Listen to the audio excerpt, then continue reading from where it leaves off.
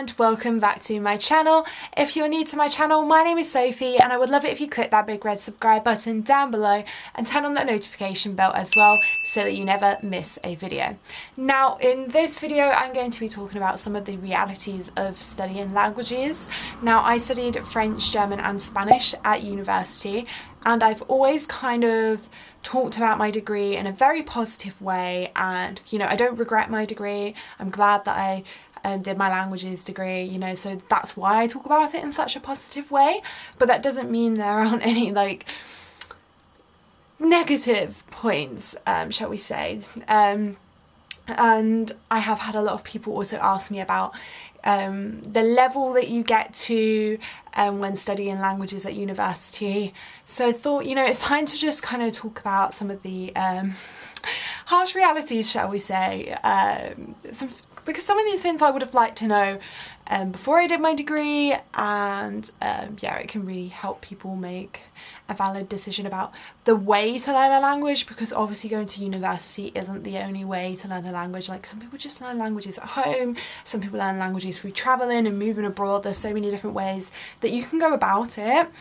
And also, even if you study languages at university, you have to put in extra work, and usually you have some time abroad as well, so you have that mixture of learning languages in different ways. You don't just go to university, rock up to class and become fluent in a language.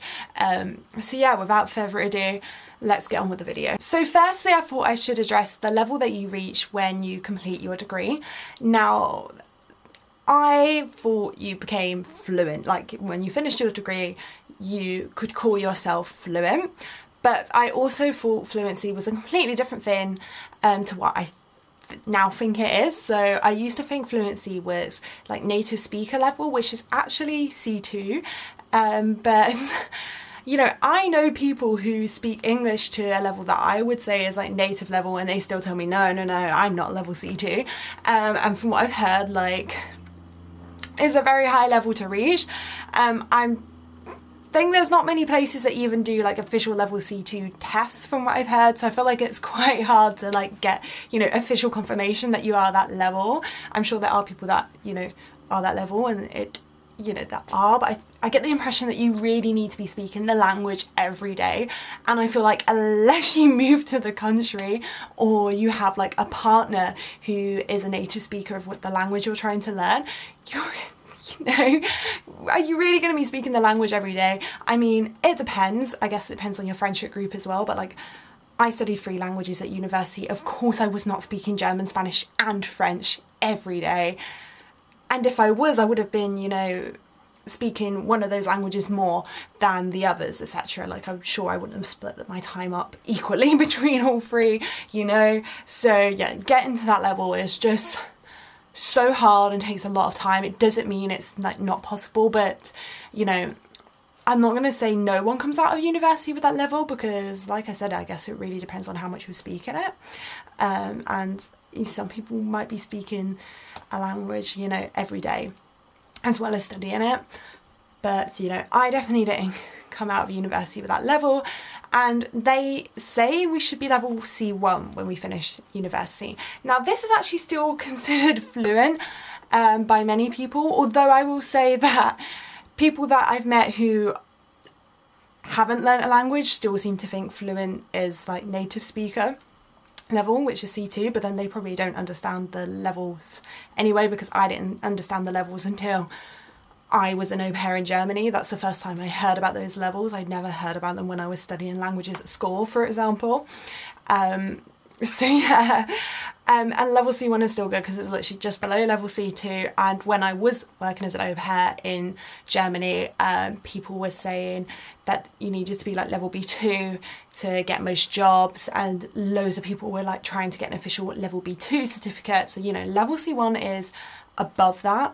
But at the same time, because I have a university degree and not an official level C1 certificate, I do find it really hard to say whether I'm level C1. Now, because I got a 2-1 in my degree, I shoved level C1 on my CV because I knew I was going for jobs in languages. But when I think about it, I feel like I'm more level C1 in some things and level B2 in other things. You know, I wouldn't say, oh, I'm a strong level C1. I shoved it on my CV because I was told by my tutor to say I was fluent, so I shoved it on there.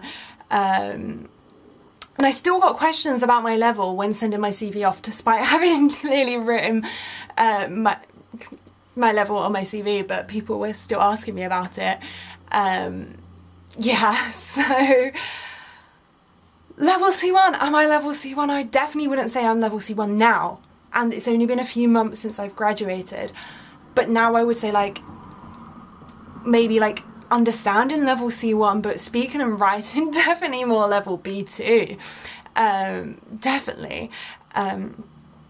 Yeah, and I literally like only really use Spanish. I use a bit of Spanish in my job, but more for writing emails, so not really speaking Spanish. I will get to speak Spanish at some point, but just at the moment I haven't had any calls with anyone who speaks Spanish, and I haven't actually been out to like Spain on a business trip yet or anything like that, so I have only been using Spanish for writing emails. But yeah, I'm going on a little ramble here.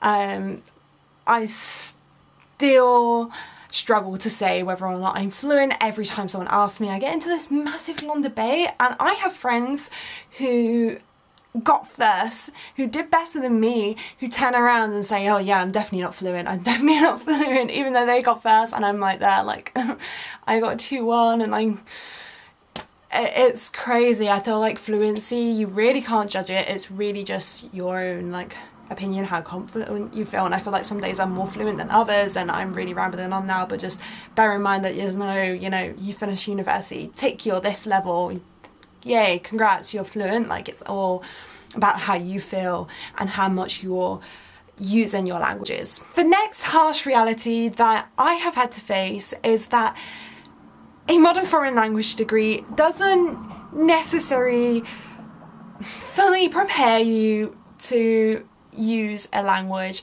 within a job, and that is coming from someone who uses Spanish within their job. So I use Spanish within my job.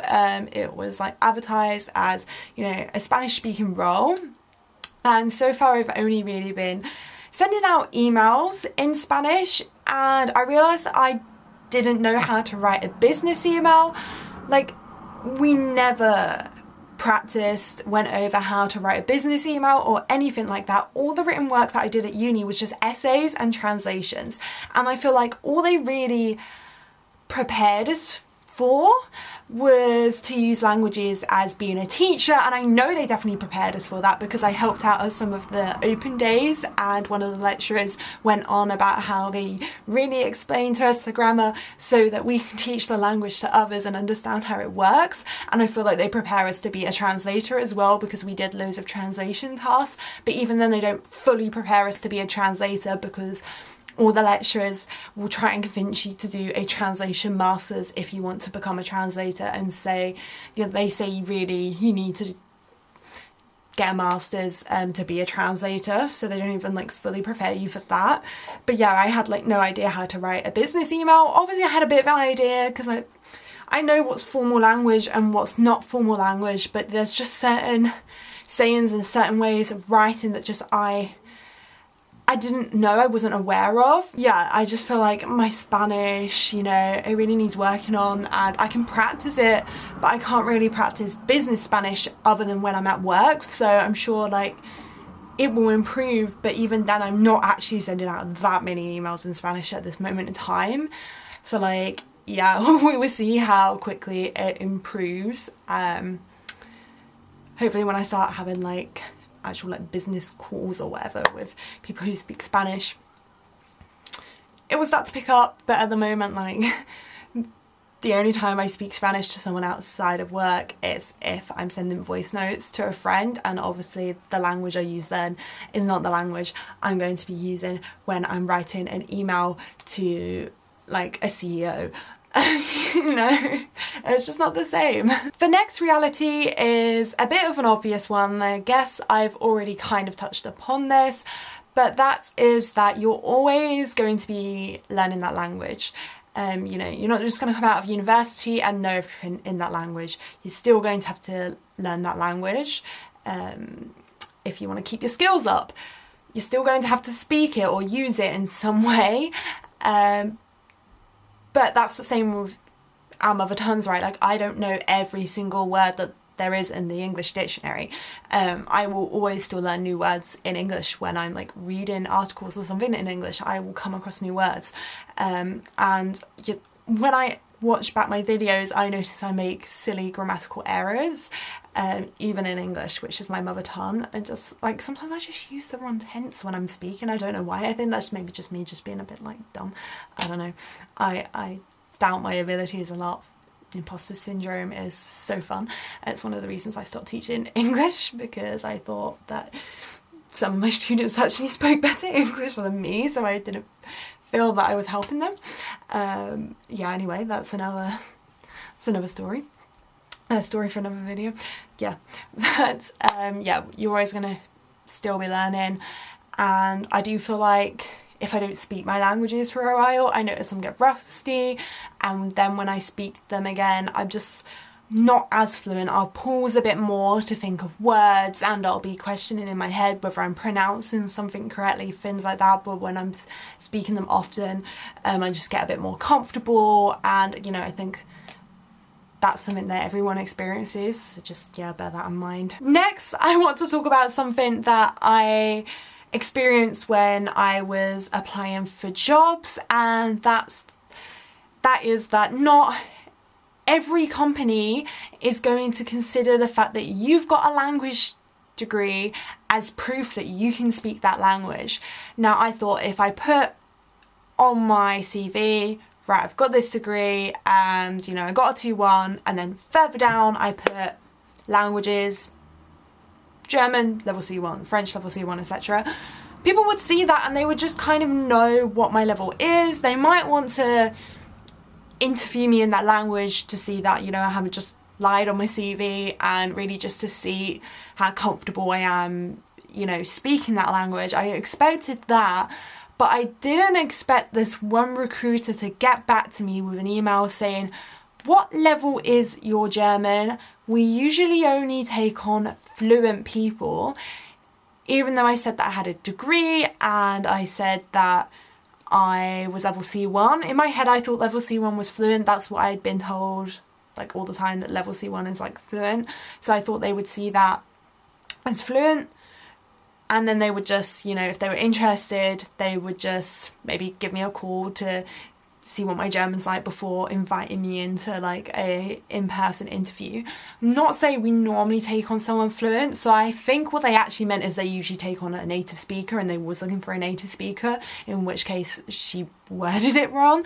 And I did think maybe there would be some like competition with native speakers. I did think, right, if I'm going up for a, you know, a German speaking role and a German native speaker is going up for that role as well, and we both, you know, do just as well in the interview and our CVs are just as good, they would most likely pick that person because it would make much more sense.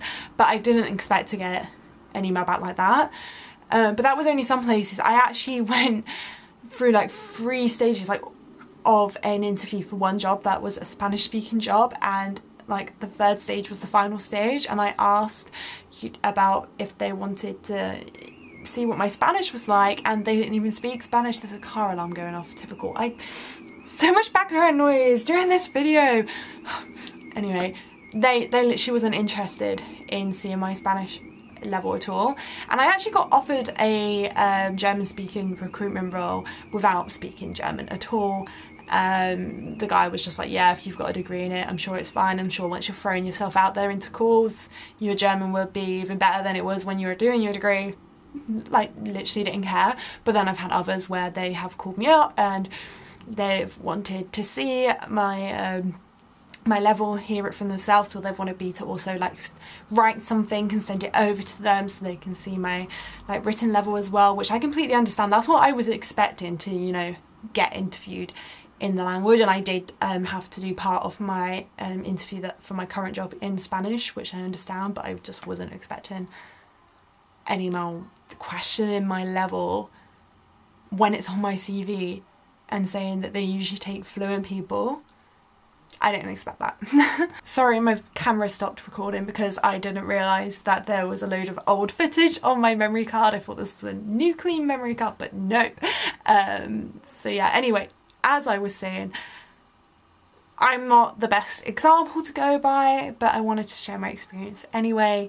I'm sure many people do come out of university really feeling fluent in a language, but still, I think if you're not exposing yourself to that language and you're not speaking it after university, you will notice your languages start to get a bit rusty. But that's the same for people that don't go to university, who learn languages other ways. You know, if you're not practicing it, if you're not getting that exposure, you're going to feel a bit more rusty when you start speaking that language again.